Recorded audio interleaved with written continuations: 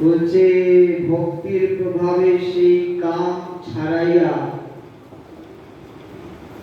কৃষ্ণ পদে ভক্তি করায় গুণে আকর্ষিয়া। কৃষ্ণের ভক্তি করলে এমনই তার মহিমা,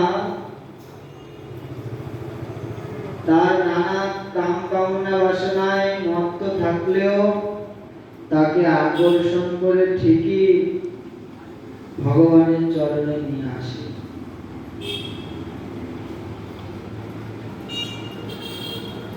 আমরা দেখতে পাই অতি থেকে অতি গুরুতর দুরাচার ব্যক্তিও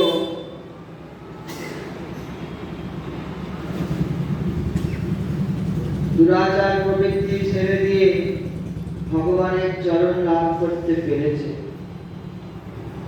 ভগবানের কৃপা যদি এতই সামান্য হতো, দুর্বল হতো, তাহলে কখনোই এরকমটা হতো না। অতি দুরাচারী ব্যক্তি। আপনি বাল্মীকির কথাই বলেন,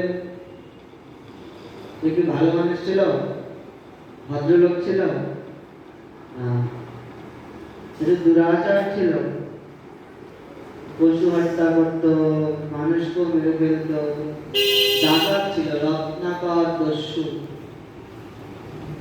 তাই না?